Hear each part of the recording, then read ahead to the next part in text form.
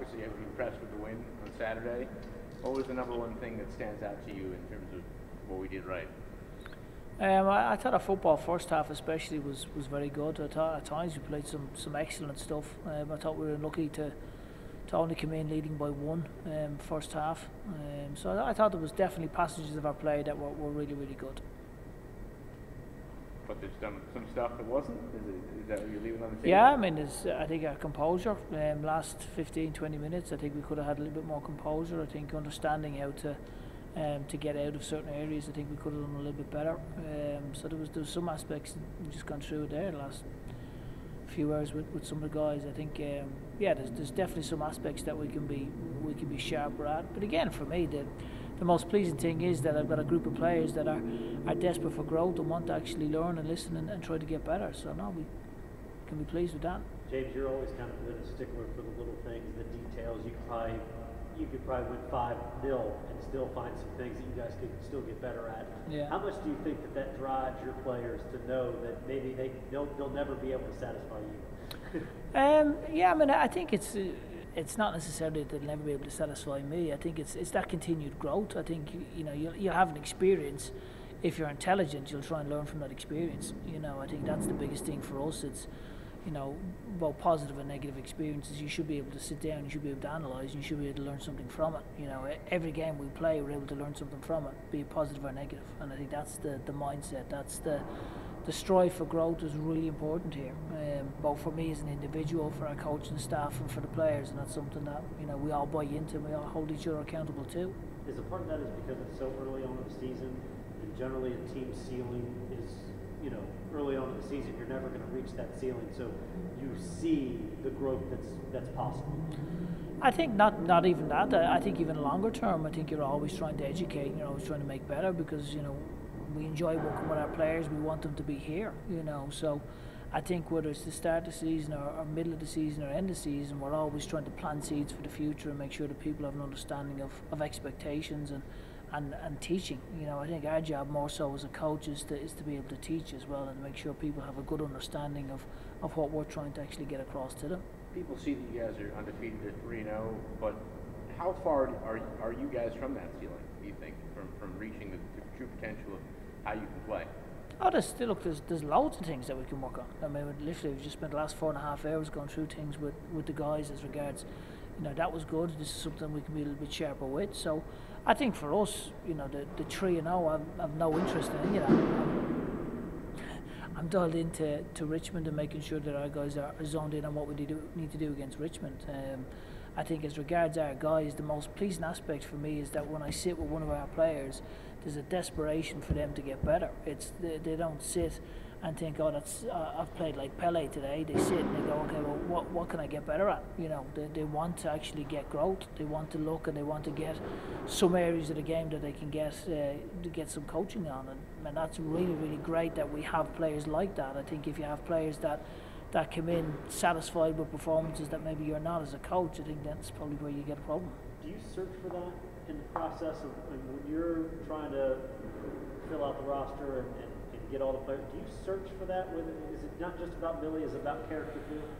Oh, it's huge, yeah. That's something that myself, Daniel and Tabani spend a lot of time on, is making sure, there's the technical aspect, which, honestly, I can sit in front of the TV and I do, and we do as a coaching staff, and technically we see what they can do, but that's a piece of what we look for. If you can do technically what we're looking for, but you're not a great character, you're not going to come. So for us, the character piece is linked to the technical piece, is linked to the coachable piece, is linked to your soccer intelligent piece. So there's lots of different facets that there's multiple boxes that we tick. So anybody that comes through the door, we're pleased with. They've gone through a process and they haven't just been. We watch them for 30 seconds and they go, he looks half decent, and we sign him. I want to know everything about them when they get here.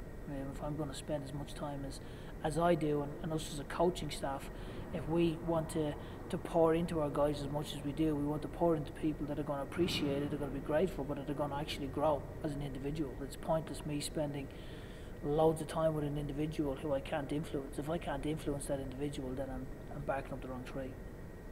Coach, I know you all are 3-0 and you're all very motivated as you're speaking right now, but have you noticed any slight hangover effect from last year's Great Success Championship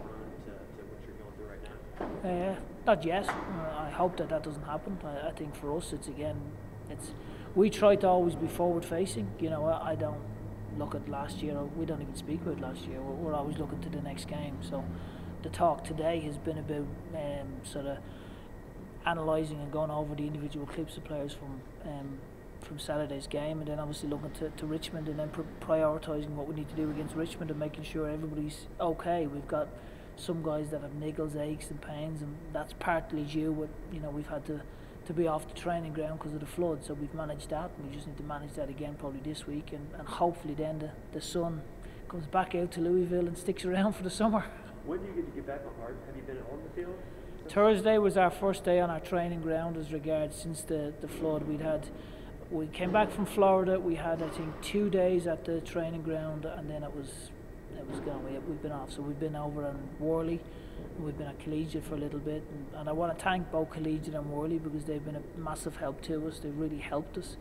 But Thursday we were able to get on the training ground. But when you're going from hard surface to soft surface to hard surface, you then pick up a lot of aches and pains, as we have done Saturday. And you know, part of the reason Pat came off was he'd enabled George come off because he had issues. So you start to manage some outside factors as well. So the fact that the weather looks like it's about to break, are you happy, or will you believe it when you see it? Louisville is very like Ireland. It's actually, in Ireland we joke that you get weather that can change a lot, where you get like a lot of rain and then the sun pops out, but Louisville is right up there. It's like, there's been some mornings where the sun's popped out and you've gone, oh, this is going to be a nice day, and then a storm comes in, you're like, wow, where's that come from, you know, and then you wake up to snow. So we've had everything, you know. Even Saturday morning, I couldn't believe it, we woke up to snow Saturday morning. I'm like, we're in April and I've got snow.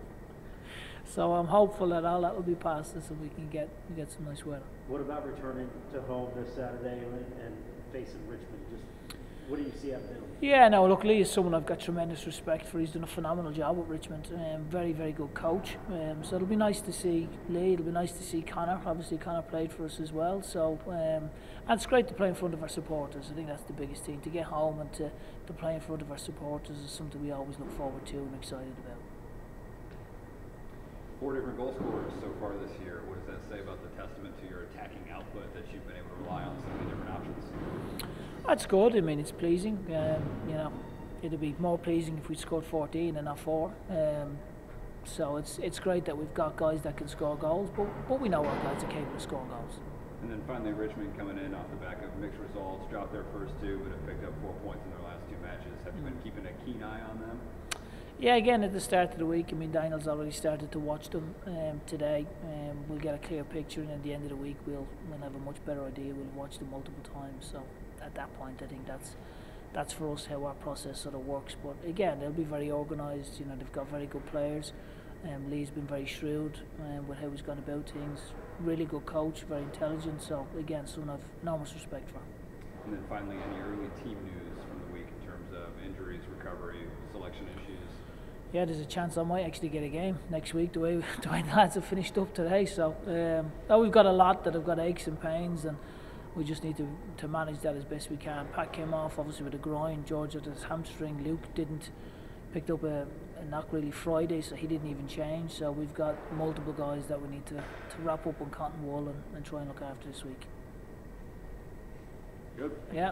Thank you, James. Cheers, guys. Thank you.